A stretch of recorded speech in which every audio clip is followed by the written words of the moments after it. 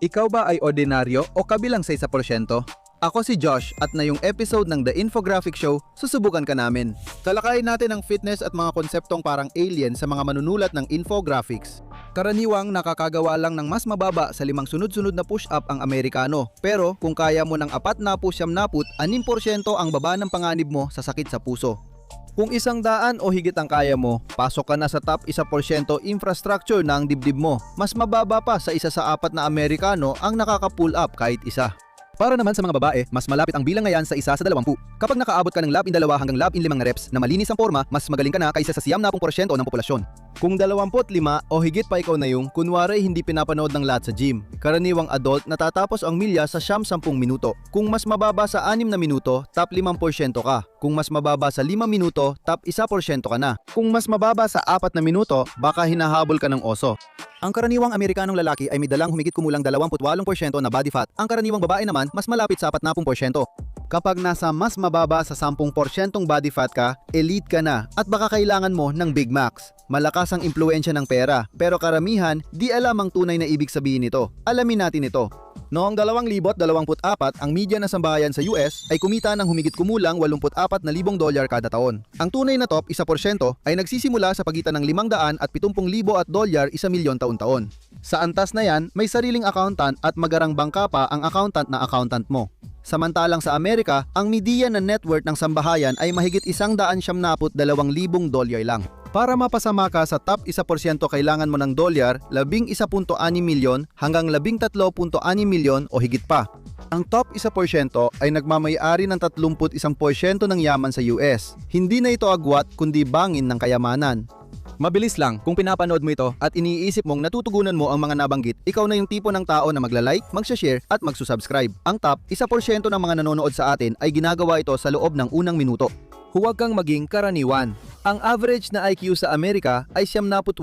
Kapag umabot ka ng 130 pasok ka na sa top 2% Mensa level, 135 pataas, top 1% na yon.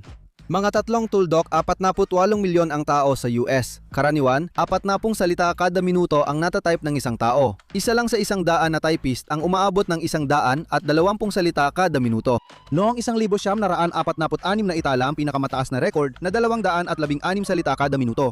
78% ng Amerikano ay Ingles lang ang gamit sa bahay. Pero kung bilingual ka, kabilang ka sa top 20%. Matataas sa 4 o higit pang wika, mas mababa sa 1% ang nakakagawa nito. Tungkol sa pang-araw-araw na gawain, ang karaniwang Amerikano ay may 6.8 oras ng tulog bawat gabi. 1/4 ng bansa ang kulang sa 7 oras na itinuturing ng CDC na krisis sa pampublikong kalusugan.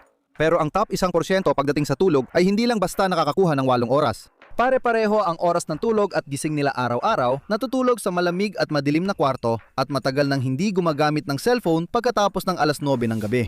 Karamihan sa Amerikano ay nasa social media ng 2 oras at 9 minuto kada araw, katumbas ng 32 araw bawat taon. Limitahan ito sa 30 minuto at lamang ka na sa karamihan. Pero, sino nga ba ang nagbibilang?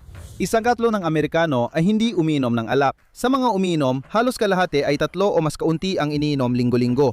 Pero ang nangungunang 10% ng mga umiinom, yung pinakamabibigat uminom, ay kumakatawan sa mahigit kalahati ng lahat ng alak na nabebenta sa bansa. Ang top 1% pagdating sa pang-araw-araw na kalusugan, nag-ehersisyo ng 5 beses sa isang linggo. Walang alak, sigarilyo, caffeine, ibig sabihin walang kape o energy drinks at malamang walang saya sa party. Karaniwang nabubuhay ang Amerikano ng 79 na taon habang ang mga babae ay umaabot ng 81.4 na taon.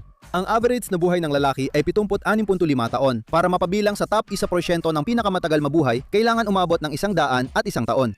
Mayroong humigit kumulang 100,000 na mga sentenaryo sa US na yon. 45 hanggang 50% lang ng Amerikano ang may valid na pasaporte at 11% lang ang nakapunta sa 10 o higit pang bansa. Ibig sabihin, kalahati ng bansa ay parang legal nang nangakong hindi na aalis. Kung napuntahan mo lahat ng kontinente maliban sa Antarctica, baka kabilang ka sa top 1%.